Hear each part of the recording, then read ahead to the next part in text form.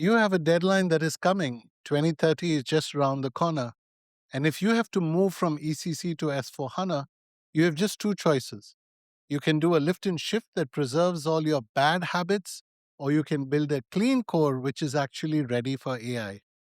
Most of you are going to choose the first one because it's the easy path out and it's a mistake. So if your account executive is pushing you towards SAP RISE, stop. Don't sign that contract until you watch this video.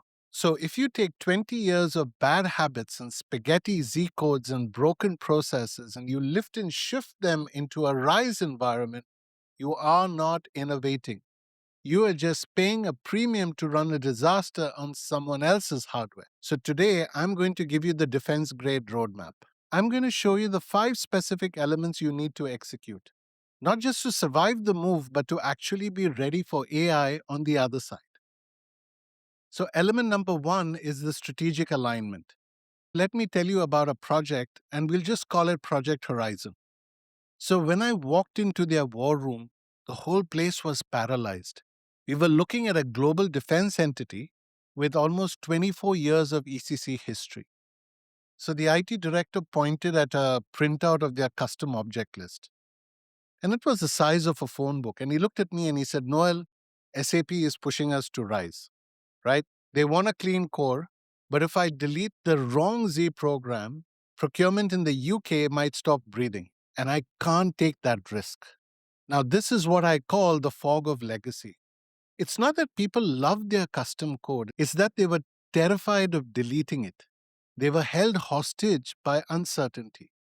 But here is the secret. In 2026, if you move that fog into an SAP RISE environment, you aren't migrating. You're just moving your mess into a more expensive neighborhood where SAP now owns the lease. Now, before I show you how we clear the fog, you need to know that element number 2 is where most CIOs actually lose their jobs, and it's called the data purgatory. And we'll get there in a minute. So, back to element 1. To save Project Horizon, we didn't do any discovery workshops. Discovery workshops are just an expensive way to collect opinions. We just use the data. And we use two very specific lenses. So, SAP LeanIX, think of SAP LeanIX as your high altitude radar. And it gave us the live support map showing exactly where external systems were talking to ECC and where the technical debt was hiding. But knowing what you have is only half the story. You need to know how to use it. And that's SAP Signavio. Consider SAP Signavio as the thermal imaging. I showed the CFO an order to cash cycle that was meant to be just around 5 simple steps. Signavio proved that there were actually 42 variations and a pricing bottleneck from 2004.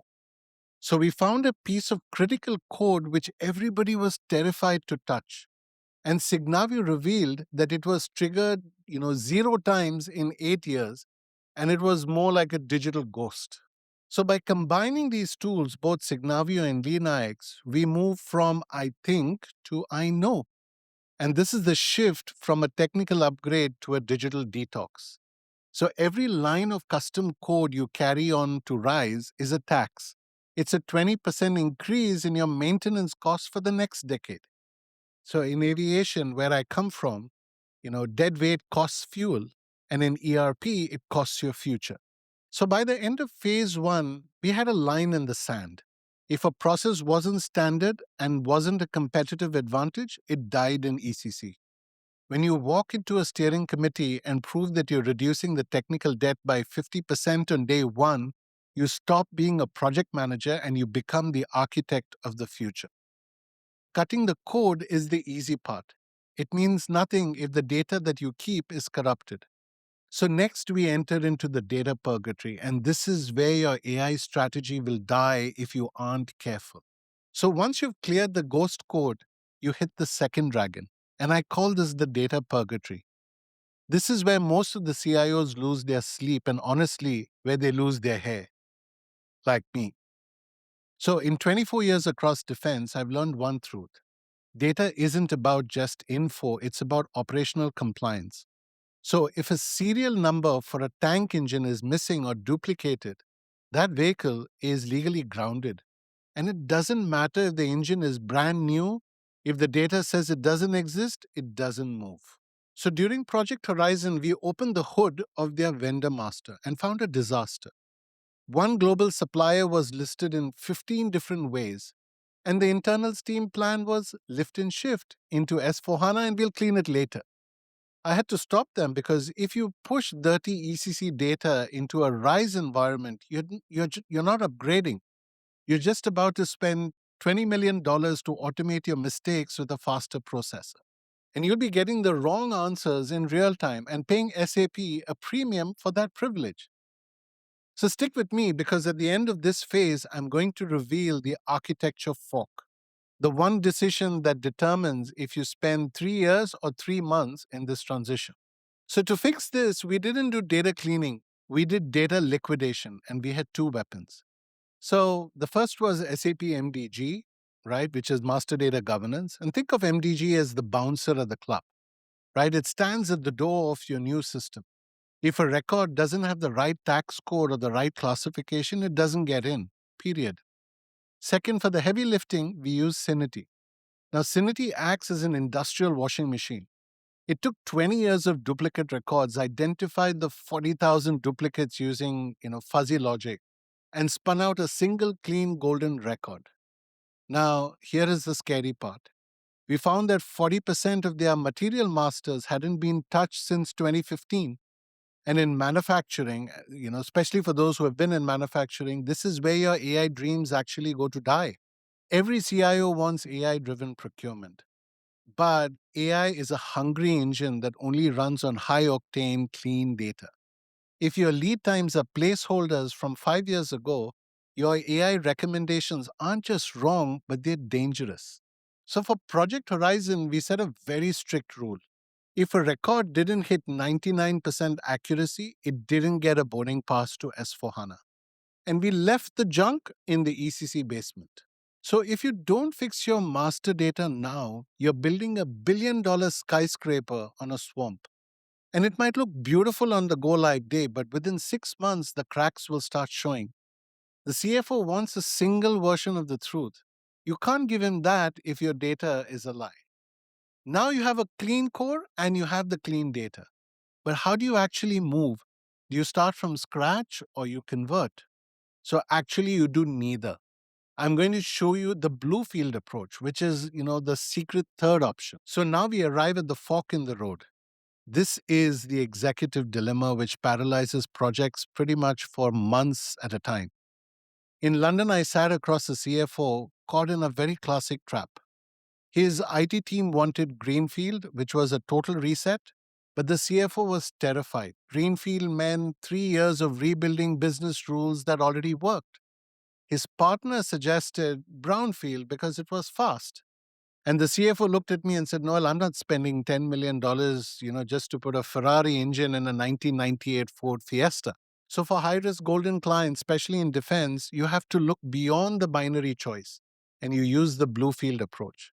So think of it like this. You're renovating a historical landmark. You don't bulldoze the building, which is greenfield, right? Because you want to start from scratch. You don't want to keep the lead pipes and the asbestos, which is the brownfield. You keep the structural integrity, but you have the insights to modernize the core. So stay with me.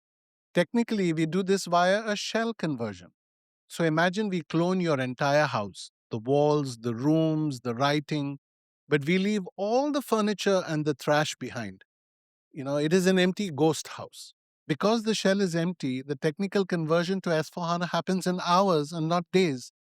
And this is the dopamine hit for your timeline.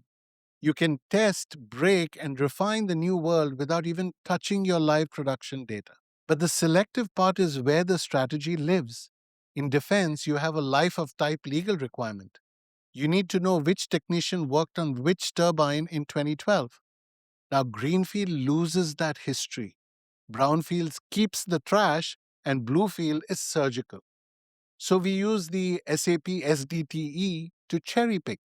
And we take 5 years of financial history for the auditors and we move all the old stuff to a low cost archive. And we merge 5 different company codes into one during the move. Now, most consultants skip this middle part because it requires understanding of your business logic and not just running a script. But when downtime is measured in millions, this is the only way to protect your ROI. So now you've got the clean system and the right data. But the board is going to ask you, where is the AI?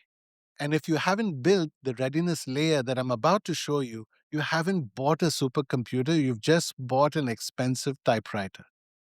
So when you present Bluefield to the board, the conversation changes. You aren't asking for a blank check or 3 years of chaos. You're presenting a very surgical data driven plan. You aren't just an ERP lead anymore, you're the architect of the future. So in element number 4, we get into the AI readiness. 12 months into Project Horizon, the board asks the question every CIO dreads. You spend millions on S4HANA, where is the AI? Now, so here is the hard truth. You don't just get AI, you earn it. Think of S4HANA as a high performance engine and AI as a massive turbocharger. If you bolt a turbo onto an engine with cracked pistons, which is your bad data, you won't get more speed, you'll just blow the engine apart faster. So I've watched companies try to sprinkle AI on top of a very messy migration, and their algorithms started hallucinating because the data structures were never built for machines, they were built for humans who knew the workarounds. In aviation, we use predictive maintenance to swap a part before it fails. But for that to work, we had to build the AI readiness layer while the system was still in the sandbox. And this is where we moved beyond the ERP into SAP BTP. Now, during Project Horizon, we didn't just move the tables, we mapped out digital twins of their entire supply chain. If you don't build these structures now, you're sentencing your company to the double spend. You'll pay to move data once, and then 2 years later, you'll pay 3 times as much to rip the walls open and rewire the house so that the AI can actually read the data. Now, most consultants will tell you S4HANA already comes with AI. Well, they're talking about Joule. It's powerful, but think of Joule as a super smart intern. In 2026, we are building agentic AI systems that can negotiate with the supplier autonomously. But an AI agent is as good as its training data. So if your configuration is a mess of legacy workarounds, your AI agent isn't a strategic asset. It's a liability with a high-speed internet connection. Now, in defense, we built something called as the automated anomaly detection to find split POs. Now, that only worked because we spent phase 2 cleaning the bloodline of the data. So I treat AI as a day -1 requirement. So don't be the CIO who goes back to the board in 2 years asking for another $5 million to fix the data for AI. You have one chance to build this foundation while the cement is still wet. So we build the engine, we clean the fuel, we fitted the turbo. Now comes the dangerous moment, the go live. I'm going to show you how to make it invisible and why that's the only way to save your reputation. If you build S4HANA with a standard only mindset, you're building a legacy system for 2030. But if you think of it as an intelligent platform, you're giving your company a GPS that just doesn't show where you are, it predicts the traffic even before you turn on the key. So we go into element number 5, which is the invisible go live. So in the world of defense, we have a saying: if a pilot has to be a hero, the planning was a failure. The same applies to your S4HANA Go Live. We've all seen the war room culture: the pizza boxes stacked to the ceiling, the caffeine fueled developers, the sleeping bags, under the desk. In the industry, it is treated as a badge of honor. But as an advisor, I see it as a massive red flag. It means that you're relying on the adrenaline to fix what your architecture should have prevented. In Project Horizon, our goal was an invisible go live. I wanted the Monday morning after cutover to be so boring that the CEO actually called me to ask whether we postpone the launch. How do you achieve boring? You stop trusting the technical checklist and start using the business KPI gateway. So most integration partners will give you a green dashboards. Transport moved, tables synced, system is up. In a RISE environment, that is the bare minimum. That's just plumbing. In my framework, we don't go live until we pass the 3-pillar test. transactional parity. Can we ship an invoice, close the books today with 0% variance? If the ledger doesn't balance to the penny, the system isn't live, it's broken. So the second one is data velocity. Remember, AI doesn't wait for nightly batch jobs. Is the core fast enough for real time decisions? That's the important question. And the third one is the shadow test. Have we actually killed the spreadsheets? If your users are still emailing Excel files on Monday morning, your migration has failed, regardless of what the tech report says. And here is the hardest part: you need the power of the no. If you don't have a seasoned advisor, someone independent, your integration partner will push you to go live. Why? Because their contract says so. They want the milestone payment. You want the business to survive. You need a peer who can look at the CFO and say, the technology is ready, but the business isn't. So I think we should wait. This isn't an obstruction, it's an executive protection. And that's the difference between a project that launches and a project that lands. So finally, the move from ECC to S4HANA is not a project that you need to survive. It is a pivot. You're moving from a system of record, which was, a rear view mirror that tells you what happened last month, to a system of intelligence, a GPS that predicts where your margin will be next quarter. But this transformation is a minefield. You can try to navigate this fog with a generalist team and a generic, vendor checklist. Or you can use a roadmap that is built on 24 years of high stakes experience in defense and aviation. So if you're a CIO or a CFO or a program director staring at a plan that feels more like a technical exercise than a business strategy, let's cut through the noise. I want you to be 100% certain about your $10 million investment. Now, if you're halfway through your roadmap and you haven't seen a Signavio process map or a LeanIX architecture report, I'm going to be blunt, you're flying blind. And if you want a second pair of eyes on your flight plan, click the second link to book a strategic diagnostic directly with me. Let's find those digital ghosts in your systems before they find you on Go Live Day. Now, you might be thinking, Noel, is it really that dangerous to skip these steps? Can we just customize it a little bit? Well, if you want to see exactly what happens when a major organization ignores the clean core and refuses to adopt the standard, click on this video below. I break down the Birmingham City Council disaster, a textbook example of how a golden ticket turned into a bankruptcy nightmare. Now, it is the single most important warning for any CIO today. So watch that next, and I'll see you there.